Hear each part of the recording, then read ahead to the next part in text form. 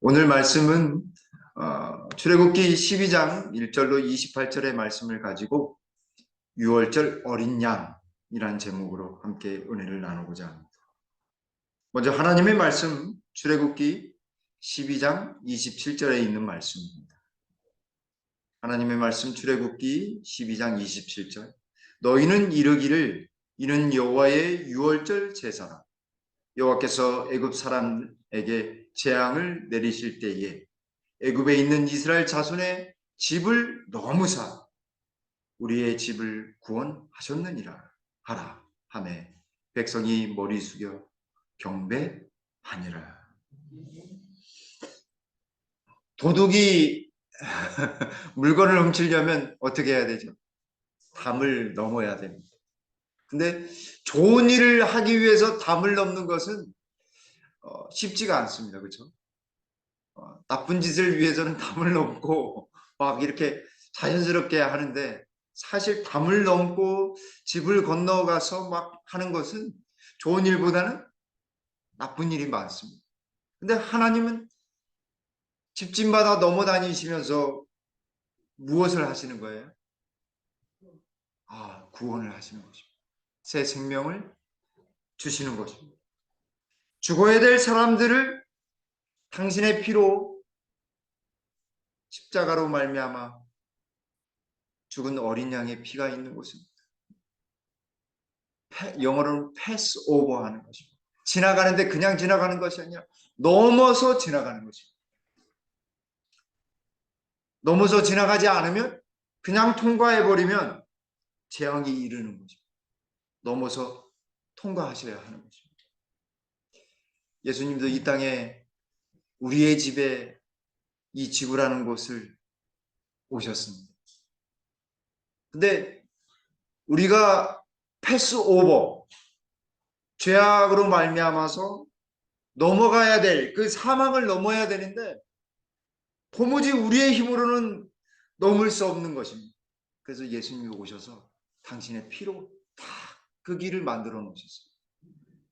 예수님의 피로 말미암아. 그것이 바로 유월절 사건을 미리 십자가에 달려 돌아가실 예수님을 맛볼 수 있도록 딱 예비해 두신, 그리고 예수님의 십자가 사건이 일어날 그 시각까지도 이 유월절 사건을 통해서 예언해 주셨어요. 놀라운 일을 이루신 것입니다. 애굽의 이 장자의 신은 우리가 살펴봤듯이 11장에서 무엇을 주관하는 신이었냐면 생명을 주관하는 신이었습니다. 근데 장자의 재앙이 내리면서 무엇을 준비하라고 말씀하시는 거냐면 유월절을 준비하라고 말씀하시는 것입니다. 장자의 재앙이 내릴 것인데 이제 그곳에 하나님이 내려오셔서 넘으시는, 그리고 통과하셔야 될 텐데 피가 있으면 넘으시고 피가 없으면 지나가시는 것입니다. 생명의 주관자이신 하나님, 생명을 주관하시고 모든 것을 창조하신 분이 하나님 여호와시다라고 하는 분명한 사건을 딱 보여주시는 사건. 어린 양을 잡고 임방과 좌우 문설주에 딱 피를 바르고, 그리고 그 어린 양의 고기를, 뼈를 어떻게 해요? 꺾지 말고, 그리고 무슨 나무를 먹어요? 쓴 나무를 먹어야 합니다. 그리고 그 먹되 어떻게 먹으라고 했냐면 급히 먹으라고 했습니다. 급히. 그러면서 하나님은 새로운 날을 세우신 것입니다. 새로운 해, 종교력을, 그들이 잃어버린 날짜 계산을, 그래서 나라를 온전히 다스리기 위해서는 고대에는 무엇이 중요했냐면 달력이 중요했습니다. 달력이 중요했어요. 그래서 그 달을 첫 달로 삼으라라고 이야기하시는 것입니다. 출애굽기 12장 1절로 2절에 여호와께서 애굽 땅에서 모세와 아론에게 일러 말씀하시되 이 달을 너에게 달의 시작 곧 해의 첫 달이 되게 하고. 그래서 성령 구원 사역의 달력이 딱 첫 발을 내딛는 놀라운 사건이 6월절 사건을 통해서 종교력이 시작되는 것입니다. 그래서 본래 그 달은 애굽에서 7월 달이었습니다. 민력으로는 7월 달이었고 이제 1월 달이 되었는데 태양력으로 오늘날로 이야기하면 3월에서 4월 달입니다. 그래서 중간이죠. 좀 애매하긴 하지만 애굽의 달력으로는 7월 달이었고 본래 태양력으로는 지금의 달력으로는 3, 4월입니다. 그래서 얼마 지나지 않았던 것이죠. 지금 우리가 살펴본 대로 한다면. 그리고 히브리 말로는 아비벌이었습니다. 그래서 좀 뭐 쭉 다 읽지는 않지만 이 첫 번째 달을 1월이라고도 하지만 정월이라고도 하잖아요. 우리는 정월 초하루 뭐 이틀 뭐 이렇게 이야기하는데 이스라엘 백성들은 아비벌 이렇게 불렀습니다. 그런데 포로 이후에 바벨론에서 사니까 바벨론에서 불리어지는 달력이 니산월이었습니다. 그래서 그게 입에 붙으니까 그 이후서부터는 아비벌이라고도 하지만 대부분 이 니산월이라고 했습니다. 마치 저 어렸을 때 양동이를 파켓스라고 부르고 양파를 담아내기라고 막 자연스럽게 부르는 것처럼 이 바벨론에 포로 잡힌 다음에 다시 돌아왔음에도 불구하고 그 바벨론에서 불렀던 니산월 아비벌은 알았지만 니산월이 입에 붙어서 그렇게 부른 것입니다. 70년을 살았으니까요. 70년. 거의 두세대 이상을 보낸 것입니다.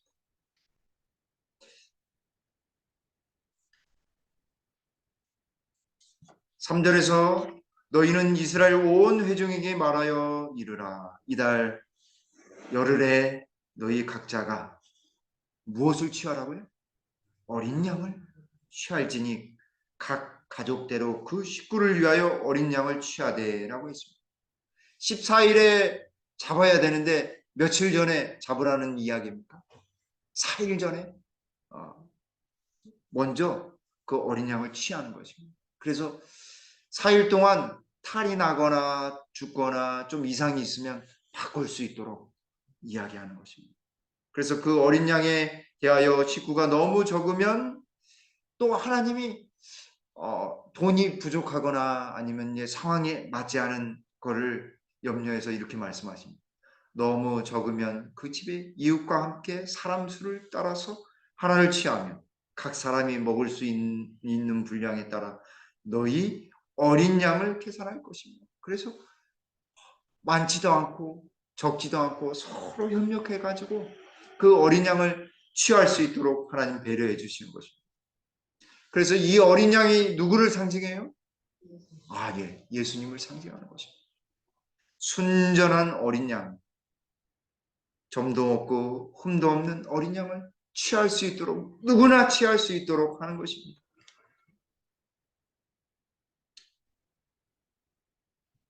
여기 부조화선자 277쪽에 6월절은 기념적인 동시에 표상적인 것이다. 구원을 위해서 하는 기념일.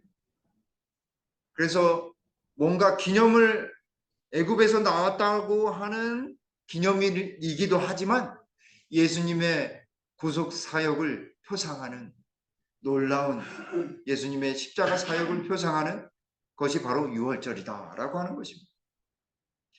그것은 과거에 애굽에서 구원받은 사실을 가리킬 뿐만 아니라 장차 그리스도께서 당신의 백성의 죄의 속박에서 해방시키는 것에 대해서도 예표하고 있다라고 하는 것입니다.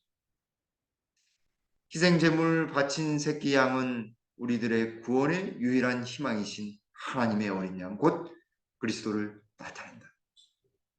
어린 양이 뭘 알겠어요? 그냥 끌려오는 거예요. 질질질질 끌려와서 그냥 붙들어매면 엄마랑 떨어져서 매매 울었을까요? 안 울었을까요? 울었어요. 사연도 모르고 그냥 죽음을 기다리고 있는 것입니다. 사람들이 잡아야 될 어린 양은 끌고 와서 아무런 자기와 상관없는 사람을 위해서 죽는 것입니다. 그러나 하나님의 어린 양 되신 예수님은 당신이 자발적으로 이 땅에 오셨습니다. 끌고 오지 않아도 당신이 먼저 가시겠다고 몇 번씩이나 아버지 하나님께 찾아갔어요? 3번씩이나 하나님께 찾아가가지고 아버지 하나님, 제가 가야겠습니다. 제가 가서 이 사람들 혹여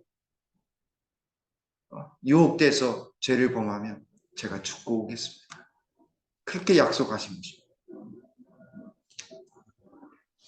그래서 요한복음 1장 29절에 침례 요한이 예수님을 딱 봤을 때 하나님의 아들이신 것을 알았을까요? 몰랐을까요? 침례 요한.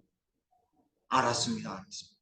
성령의 눈으로, 영적인 눈으로 탁 해서 예수님을 보고 이렇게 이야기하는 것입니다.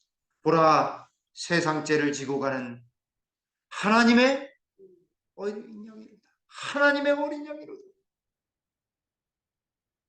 유대인들이 듣고선 깜짝 놀랐을까요? 안 놀랐을까요? 깜짝 놀라는 것입니다. 하나님의 어린 양, 어디에서 쓰는 용어였어요? 유월절에 쓰는 용어였어요. 하나님의 어린 구원 사역의 그 놀라운 청사진을 펼쳐주는 하나님의 역사, 그 속에 어린 양이 담겨져 있었는데 그 어린 양이 바로 누구시라고요? 예수님이라고 딱 지적하는, 보라, 세상죄를 지고 가는 하나님의 어린 양이 놀라움을 금치 못하는 것입니다. 고린도전서 5장 7절에 너희는 누룩 없는 자인데 새 덩이가 되기 위하여 묵은 누룩을 내버리라. 누룩은 죄를 상징하지 않습니까? 우리의 유월절 양 곧 그리스도께서 희생되셨느니라. 무엇을 위해 희생되셨다고요? 우리의 죄를 위해, 우리가 새 덩어리가 되기 위해, 새 생명을 갖기 위해서 유월절 양으로 그리스도께서 희생당하셨다라고 하는 것입니다. 분명하죠? 예수님이 유월절 양으로 돌아가셨습니다. 그러므로 유월절에 담겨져 있는 모든 예언적인 이 예표하고 있는 그 예언들이 다 이루어진 것입니다. 정말 놀라운 것은 내일이 우리 성만찬 예식인데 그 성만찬 예식이 유월절 양을 통해 예수님이 십자가 사역을 통해서 다 이루셨기 때문에 무엇으로 변경됐어요? 성만찬 예식으로 변경된 것입니다. 하나님이 정말 놀라운 것 같아요. 제가 그래서 깜짝깜짝 놀랍니다. 우연일 것 같죠? 우연이 아닙니다. 출애굽기 선택하게 하신 것도 저는 하나님의 섭리가 있었다라고 저는 생각합니다. 출애굽기 12장 21절에 모세가 이스라엘 모든 장로를 불러서 그들에게 이르되 너희는 나가서 너희의 가족대로 어린 양을 택하여 유월절 양으로 잡고라고 했습니다. 그 어린 양을 무슨 양이라고 불렀어요? 유월절 양. 유월절 양. 그 양을 여기 12장 5절에는 어린 양은 흠없고 일련된 수컷으로 하되 양이나 염소 중에서 취하고, 양도 될 수도 있고 염소도 될 수 있었습니다. 근데 꼭 수컷으로 해야 됐습니다. 1년, 딱 1년 된. 그 양은 1년이 되면 이제 혈기가 왕성해지고 그리고 이 가임시킬 수 있는 그런 상태가 됩니다. 그래서 아주 그때가 되면 온전한 양으로서의 역할을 하게 되는 것입니다. 그때 딱 취해서 죽이는 것입니다. 우리 예수님도 정말 흠없고 점없으신, 죄가 없으신 그분이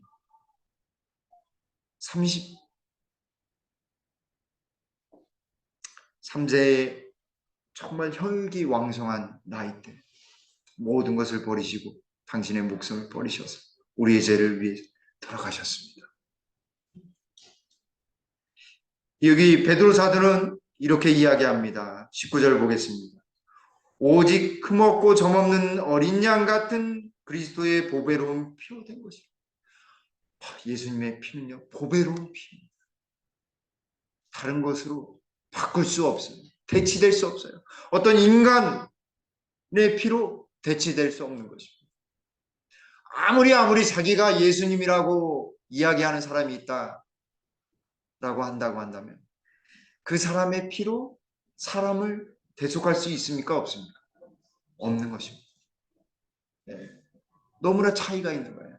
왜냐하면 그 사람은 죄 있는 죄인이고 예수님은 흠도 없고 점도 없는 어린 양, 보배로운 어린 양이시기 때문에 그 피는 정말 값진 피입니다. 여기 히브리서 9장 14절에도 하물며 영원하신 성령으로 말미암아 흠없는 자기를 하나님께 드린 그리스도의 피가라고 있습니다. 예수님은 성령으로 말미암아 당신의 피를 드리셨습니다.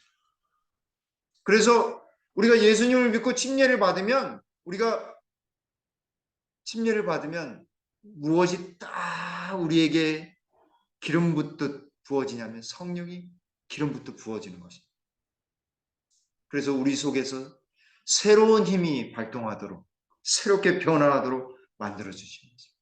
그래서 날마다 우리는 성령의 침례를 받아야 한다라고 생애의 빛에 말씀하시고 계십니다. 왜냐하면 그리스도의 피는 날마다 성령의 침례를 경험토록 하게 되어 있습니다. 그 자동으로 되어 있어요. 그리고 놀랍게도요, 그 어린 양을 언제 잡아야 되는지 딱 나와 있습니다. 6절에 이달 열 나흘 14일까지 간직하였다가 해질 때에 이스라엘 회중이 그 양을 잡고 오라고 했습니다.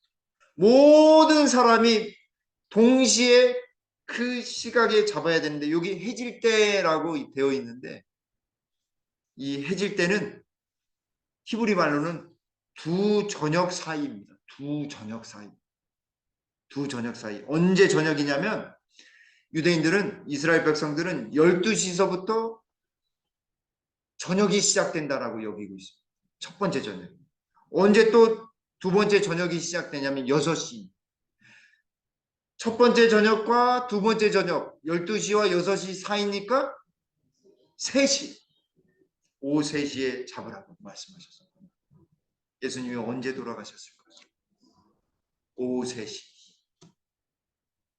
오후 3시에 딱 돌아가셨습니다. 십자가에 달리시고 전에 없이 그 시간에 딱 맞춰서 돌아가셨어요. 그 놀랍게도 빨리 돌아가시니까 로마 병사가 어떻게 했어요? 네. 창으로 꾹 찔러봤어요. 그렇지 않고 살아있으면 이 정강이를 쇠뭉치로 부셔뜨려 가지고 피를 흘리게 해서 빨리 죽게 했어요.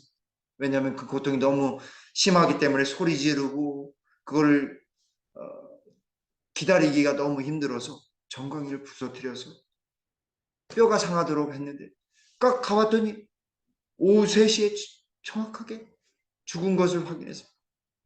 그래서 일찍 죽었다는 표시로 물과 피가 나눠져서 이 옆구리에서 나온 것입니다.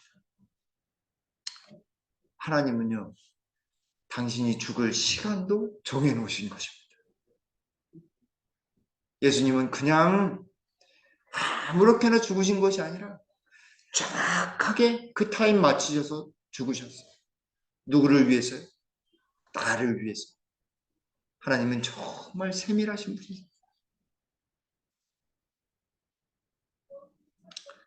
구조선지자 539쪽에 구세주께서 갈바리에서 당신의 생명을 버리셨을 때 유월절의 의의는 끝났다. 성만찬 제도가 유월절이 예표하던 동일한 사건의 기념으로 제정되었다.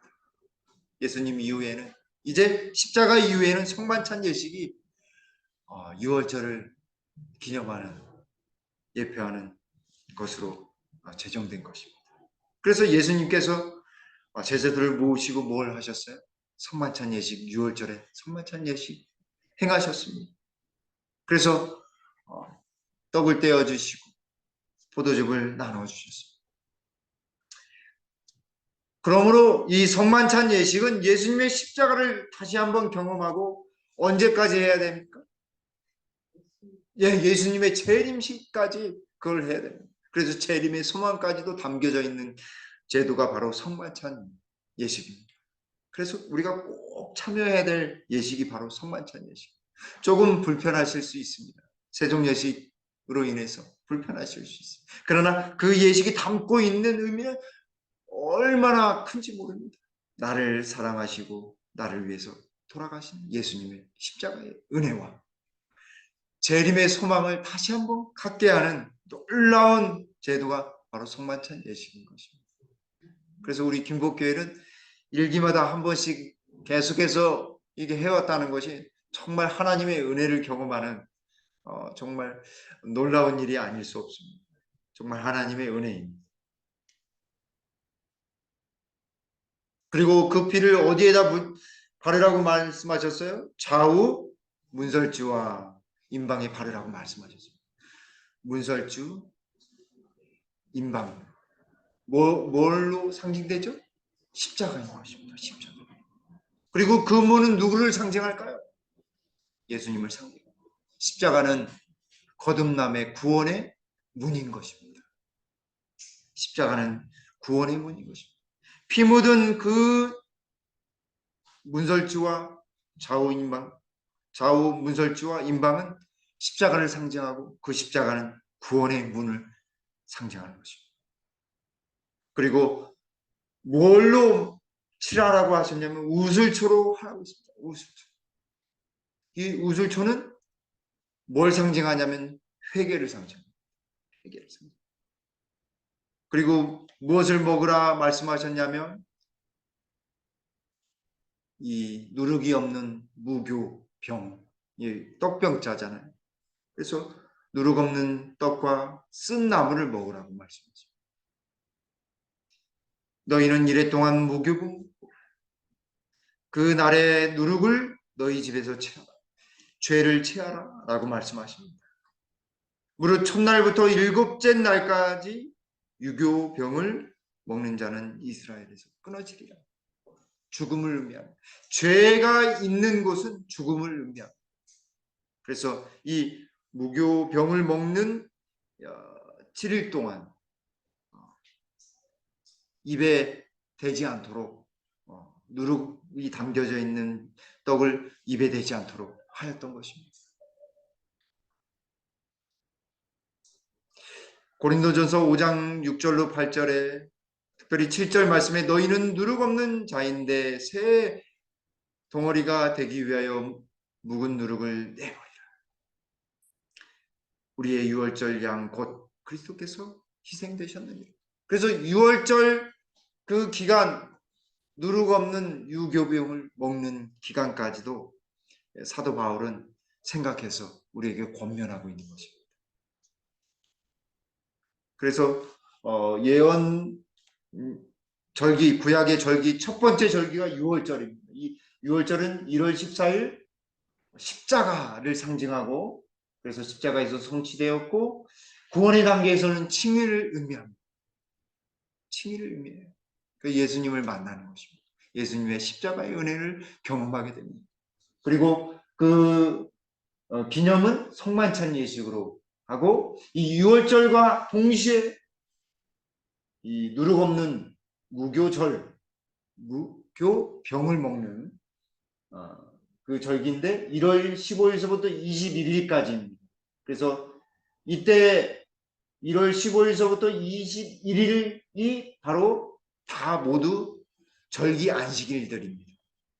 제7일 안식일이 아니라 절기 안식일. 그리고 1월 14일도 절기 안식일입니다. 그래서 절기 안식일과 이때 마지막 날이 제7일 안식일이 됩니다. 절기 안식일과 이 제7일 안식일이 딱 만나서 큰 안식일이라고 이야기합니다. 그래서 이 절기 안식일과 제7일 안식일이 딱 포개지는 이 무교절이 성화를 상징하고 이것은 안식일을 의미하는 것으로 안식일을 지킴으로 지금 우리가 기념하고 있는 것입니다. 이제 출애굽기를 이제 연구하면서 요제절, 오순절, 그리고 나팔절, 대속제일, 장막절 이렇게 발견하게 될 것입니다. 간단하게 좀 살펴보면 초실절, 요제절은 흔드는 것입니다. 곡식단을 흔드는 거죠.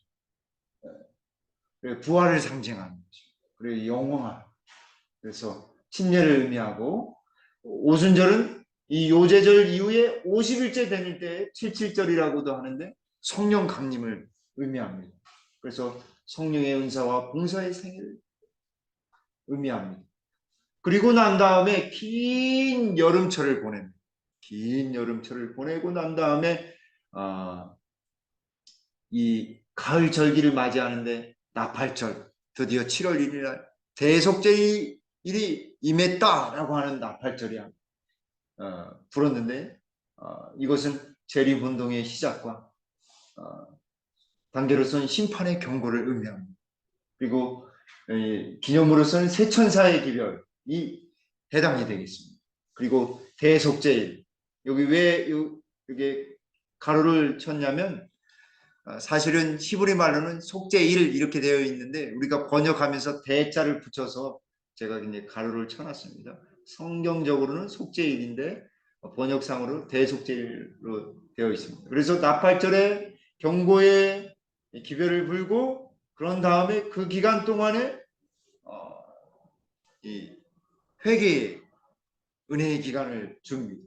그런 7월 11일 이후에 이제 드디어 대속제일이 이루어지는데 그 기간은 1844년 10월 22일에 대속제일 기간이 딱 성취가 되었고 이것은 재림전 조사심판을 의미하는 것입니다.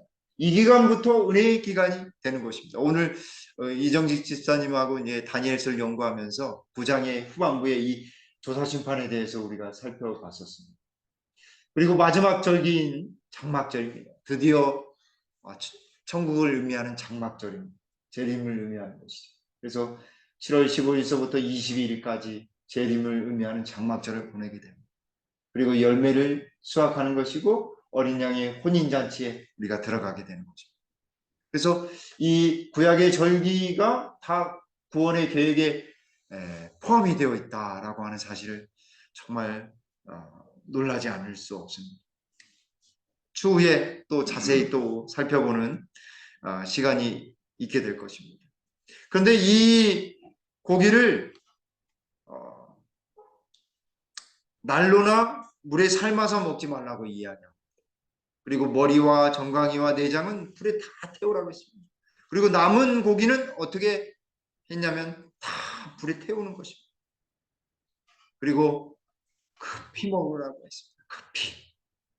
근데 여기 출애굽기 12장 11절에 뭐라고 이야기하시냐면 이렇게 먹을지니 허리에 띠를 끼고 발에 신을 신고 손에 지팡이를 잡고 급히 먹으라.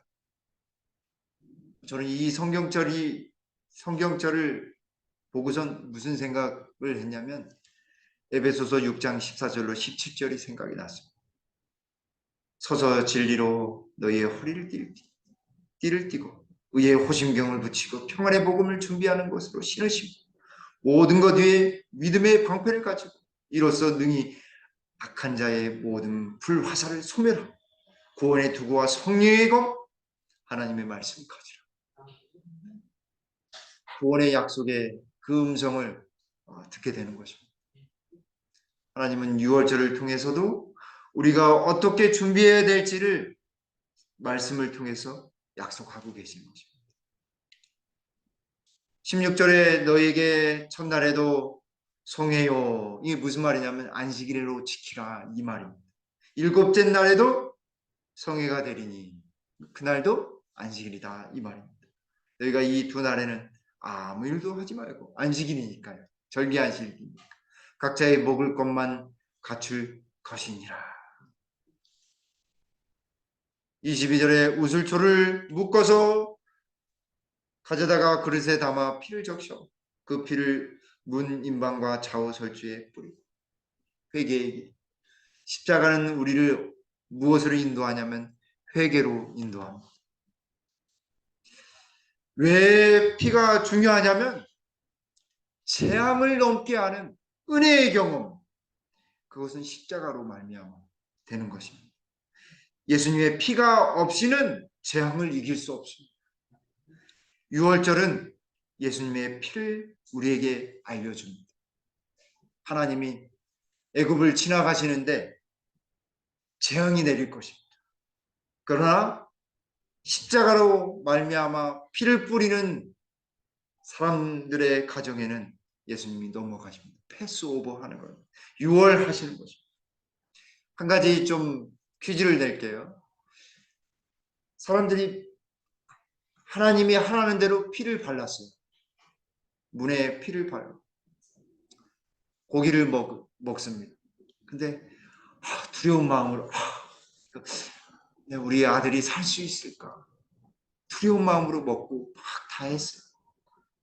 또 한 가지는 기쁜 마음으로 피를 바르고 쓴나물도 먹고 어린 양 고기도 먹고 부러뜨리지 않고 다 순종하는 기쁜 마음으로 했습니다. 어느 가정이 구원을 받았을까요? 첫 번째일까요? 두 번째일까요? 네, 둘 다 구원을 받았습니다. 하나님의 하라는 대로 순종하면 다 구원을 받는데 한 가정은 부정적으로 두려움 속에서 구원을 받았고 한 가정은 정말 행복하게 기쁜 마음으로 구원을 받은 것입니다. 사랑하는 성도 여러분, 우리가 어떤 마음으로 구원을 받아야 할까요? 어떤 마음으로 우리는 십자가를 경험해야 합니까? 우리는 호자여야 합니다. 하나님의 말씀대로 살아가는데 행복하면서 살아가야 하는 것입니다. 기쁜 마음으로 십자가를 경험해야 하는 것입니다. 기쁜 마음으로 우리를 경험해야 하는 것입니다. 우리를 위해 준비하신 예수님, 창세전에서부터 준비하신 예수님, 흠도 없고 점도 없으신 뼈까지도 꺾지 않으시기로 예언하신 그 예수님이 모든 것을 우리를 위해서 다 행하셨던 것입니다. 놀라운 구속의 사건인 것입니다. 약속하신 대로 예수님 그 모든 것을 이루시는 것입니다. 백성들은 이 명령을 순종함으로 그들의 믿음에 대한 증거를 나타내야 했다. 사랑하는 성도 여러분, 순종은 믿음에 하나님을 온전히 믿는다라고 하는 증거인 것입니다. 그래서 순종은 믿음의 열매인 것입니다. 그래서 예수님도 하나님의 뜻에 따라 순종하시기 이 땅에서 모든 것을 그분의 뜻대로 이루신 것입니다. 어떻게 그렇게 할 수 있는가? 우리는 할 수 없지만 우리가 예수님의 피를 의지하면 그렇게 할 수 있는 것입니다. 여기 우리는 중간에 녹색 부분의 처음 시작입니다. 우리는 범죄의 형벌에 속량할 수 있는 분은 오직 그리스도 뿐이시지만 우리가 할 일은 죄에서 순종으로 돌아서는 것이다. 우리가 온전히 할 수 있는 것은 죄에서부터 순종으로 돌아서는 일, 그것뿐인 것입니다. 누구를 의지하면요? 예수님을 의지하면. 순종은 그래서 죄에서 돌아서는 것을 의미하는 것입니다. 저는 그래서 이 말씀을 읽고 순종은 죄로부터 돌아서는 것이구나. 우리가 온전히 서기 위해 이 땅에서 믿음대로 살려고 한다고 했을 때 왜 하나님이 지키라 지키라 이 말씀대로 하라 하라 하셨는가? 우리를 죄로부터 보호하시기 위해 그렇게 하신 것이구나 라고 하는 사실을 비로소 깨닫게 되었습니다. 사랑하는 성도 여러분, 우리 모두가 예수님을 온전히 의지함으로 그분이 순종하신 것처럼 우리도 그분의 모본을 따라서 순종함으로 죄로부터 돌아서게 되길 간절히 바랍니다. 그리고 여기 이렇게 말씀하십니다. 그는 진리의 빛과 생명의 길을 나타내 보이셨다. 우리가 예수님을 믿으면요, 유월절 어린 양 되신 예수님, 십자가에 달리신 예수님을 바라보게 되면 진리의 빛이 딱 깨뚫고 들어오는 것입니다. 생명의 길이 보이기 시작하는 것입니다. 여러분, 진리의 빛과 생명의 길이 보이지 않는다고 한다면 다시 예수님을 만나야 합니다. 십자가의 예수님을 만나야 하는 것입니다. 하나님께서 준비해 놓으신 그 길을 따라가야 하는 것입니다. 맨 마지막 문장입니다. 하나님께서 준비해 놓으신 도움들을 감사함으로 사용해야 하며 하나님의 모든 요구들을 믿고 순종해야 합니다. 저와 여러분들이 그렇게 되길 간절히 바랍니다. 캄캄한 독 속에 생쥐를 넣었더니 며칠 만에 죽냐면 놀랍게도 3일 만에 죽는다고 합니다. 아주 컴컴한 이 그릇에다가 생쥐를 넣으면 3일 만에 죽더랍니다. 근데 바늘로 콕 찍어가지고 그 위에다가 작은 실만한 이 구멍을 내놓고서 빛을 딱 쬐어줬더니요 36시간을 버티더라. 36시간. 작은 빛 하나 때문에 3일 만에 죽던 쥐가 3분 만에 죽던 쥐가 죄송합니다. 3분 만에 죽던 생쥐가 36시간을 버티더랍니다. 칠흑같이 어두운 이 세상에서 한 줄기의 빛, 생명의 길을 보여주시는 우리 예수님이 진정한 빛이지 않습니까? 우리의 마음의 빛. 3분을 못 견딘 이 생쥐가 작은 빛 때문에 36시간을 버티는 그 소망, 작은 빛이 소망이었습니다. 우리의 창조주 되신 우리 예수님은 우리의 영원한 생명의 빛이요 진리의 빛이십니다. 저와 여러분들이 그분의 빛을 온전히 받아서 날마다 승리하며 기쁨으로 살아가는 저희 모두가 되길 간절히 바라면서 말씀을 줄이겠습니다. 우리를 심히 사랑하시는 아버지 하나님, 우리를 너무 사랑해 주셔서 어린 양 대신 십자가에 달리실 예수님을 바라볼 수 있는 귀한 특권을 주시오니 주님 감사합니다. 옛날 이스라엘 백성들이 어린 양을 잡고 문설주와 임방에 피를 바르고 기쁜 마음으로 주님의 은혜를 누린 것처럼 우리도 날마다 십자가의 은혜의 피의 경험을 기쁜 마음으로 누릴 수 있도록 주님 은혜를 더하여 주시옵소서. 이 땅에 고난과 시련과 고통이 있지만 우리 주님 때문에 기쁜 마음으로 살아가도록 우리 김복교의 모든 성도님들 가정마다 하나님의 은혜와 구원의 경험이 날마다 이어지도록 주님 도와주시옵소서. 주의 천사가 우리 성도님들 모든 가정에 함께 하심으로 인하여 안식일의 평안이 온전히 깃들 수 있도록 도와주시옵소서.